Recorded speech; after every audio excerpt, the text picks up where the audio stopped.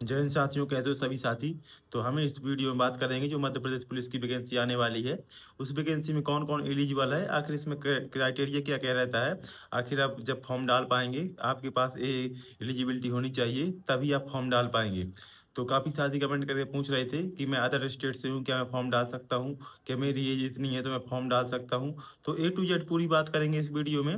और इसका भर्ती प्रोसेस क्या रहता है और भर्ती कब तक आ सकती है, सभी जानकारी इस वीडियो में मैं आपको देने वाला हूँ। तो सबसे पहले बात करते हैं कि इसका क्राइटेरिया क्या रहता है, आप फॉर्म कब डाल पाएंगे। तो सबसे पहले यही है कि यदि आपकी एज 18 साल है, मतलब नोटिफिकेशन आने तक आपकी एज 18 साल होना हो जानी चाहिए। उसमें जो आपका नोटिफिकेशन आता है तो उसमें लिखा रहता है कि इस डेट से इस डेट तक आपकी 18 साल हो जानी चाहिए, मतलब उसमें एज का मैनेजमेंट रहता है।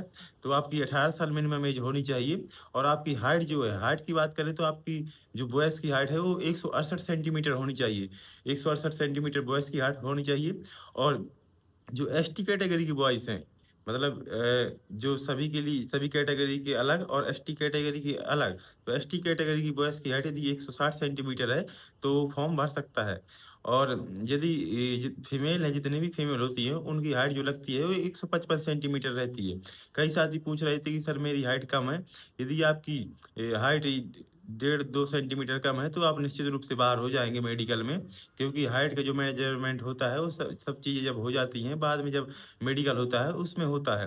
पहले आपका हाइट का मेजरमेंट नहीं होता है। भले ही आप फॉर्म भर लीजिए, आपकी हाइट कम है तो आप फॉर्म तो भर सकते हैं, कोई रोक टोक नहीं है। परंतु जब आपका मेडिकल होगा तब आप बाहर हो सकते हैं। यदि 19-20 है तो चल जाएगा। यही कुछ है। और यदि आपका चेस्ट की बात करें तो 81 सेंटीमीटर से 86 सेंटीमीटर चेस्ट होनी चाहिए। और फीमेल का चेस्ट नहीं होता है। तो ये कुछ चीज़ें हैं। सबसे पहले आपके पास 10वीं होनी चाहिए, वो किसी भी बोर्ड से हो। और आपके 18 साल आपकी एज होनी चाहिए। और और 168 सेंटीमीटर हाइट होनी चाहिए बॉयज़ के लिए। और इसमें दो पोस्ट होती हैं, एक DEF होती है, एक SAF होती है। तो SAF के लिए स्पेशली जो SC ST के हैं उनके लिए 3 सेंटीमीटर की छूट रहती है। तो यदि आपको SAF पोस्ट मिलती है, तो यदि आपकी 3 सेंटीमीटर भी कम है, मान लो 165 सेंटीमीटर भी आपकी हाइट है, तो चल जाता है। तो ये कुछ बात हो गई कि आप फॉर्म जब ही डालें जब आपके पास इतनी क्राइटेरिया हो। मतलब आपके पास 10वीं है तो आप फॉर्म डाल सकते हैं। और यदि आप एसटी कैटेगरी से हैं तो आप 8वीं पास फॉर्म डाल सकते हैं। मतलब जो एसटी कैटेगरी होते हैं वो काफ़ी पिछड़े होते हैं, तो उसके लिए 8वीं पास क्राइटेरिया रखा गया है मध्य प्रदेश पुलिस में। और बाकी सभी कैटेगरी के लिए 10वीं पास रखा गया है।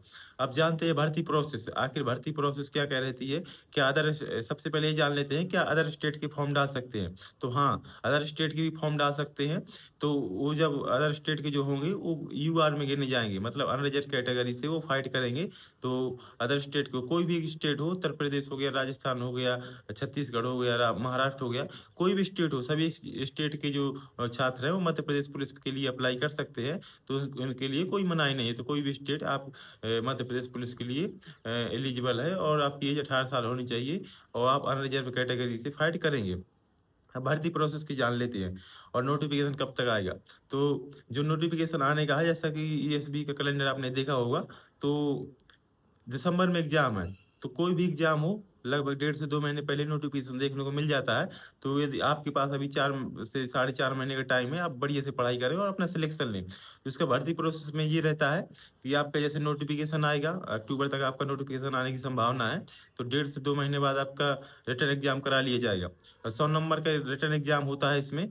और रिटर्न एग्जाम में आपको 80 प्लस का टारगेट बनाकर चलना है, आपको 80 प्लस का टारगेट बनाकर ही चलना है, तभी आप सिलेक्शन ले पाओगे।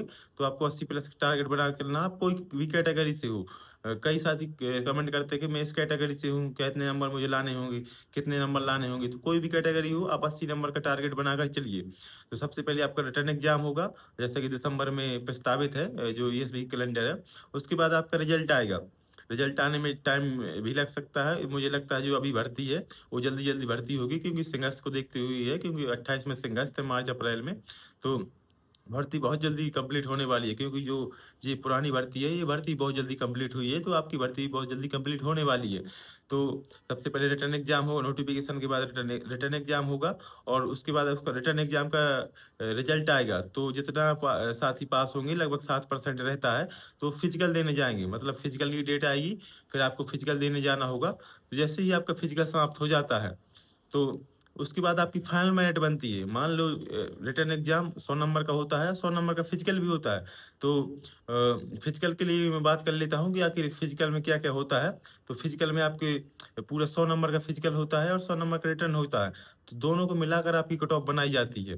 तो 40 नंबर की इसमें रनिंग रहती है और 30 नंबर का गोला रहता है, और लॉन्ग जंप रहती है 30 नंबर की। तो ये सब नंबरिंग सिस्टम रहता है इसका। आप डाउनलोड भी कर सकते हैं कि मध्य प्रदेश पुलिस का नंबरिंग सिस्टम आखिर क्या रहता है और कितने सेकंड में रनिंग मारने पर कितने नंबर मिलते हैं। मुझे जो ऊपर ऊपर का पता है वो यही है कि 2 मिनट 4 सेकंड में यदि आप रनिंग पूरा कर लेते हैं तो आपको 40 में से 40 नंबर मिलते हैं। और यदि आप 18 फुट लॉन्ग जंप करते हैं तो 30 में से 30 नंबर मिल जाते हैं। और 28 फुट 8 इंच करके यदि आप गोला फेंकते हैं तो आपको 30 में से 30 नंबर मिल जाते हैं। तो इस प्रकार कुछ 100 नंबर का फिजिकल होता है। तो आपको रिटर्न एग्जाम के साथ साथ आपको फिजिकल में भी ध्यान देना होगा, तभी आप अपना सिलेक्शन ले सकते हैं। तो यही है कि जब आपका रिटर्न एग्जाम का रिजल्ट आ जाता है तो फिजिकल की डेट आती है, 7 गुना बच्चे बुलाए जाते हैं। तो जैसे कि 7,000 वैकेंसी आने का है, 7500। तो लगभग आप ये मानिए कि 52-53 हजार के आसपास आपके बच्चे बुलाए जाएंगे। तो उसका फिर जब आपका फिजिकल हो जाएगा तो फिजिकल होने के बाद आपका फाइनल रिजल्ट बनता है, मतलब रिटर्न एग्जाम मिलाकर और फिजिकल नंबर मिलाकर दोनों को लेकर फाइनल रिजल्ट तैयार किया जाता है। तो जिस साथी का उस रिजल्ट में सिलेक्शन हो गया तो समझ लीजिए कि आपका पीडीएफ में यदि आप नाम आ गया तो आपका 99% आपका सिलेक्शन हो गया।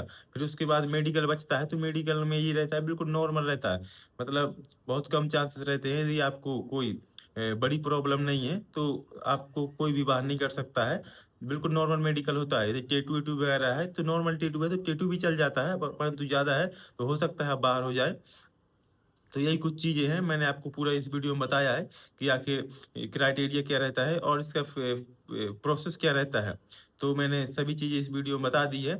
यदि फिर भी आपके मन में कोई डाउट हो तो ज़रूर पूछिए, और मैं आगे वीडियो आपको बताऊंगा कि मतलब फिजिकल में 100 नंबर का रहता है तो उसमें क्या क्या रहता है। तो काफ़ी कुछ चीज़ें हैं। तो चैनल से बिल्कुल बने रहें और मैं आपको हर चीज़ के बारे में बताऊंगा। जय हिंद।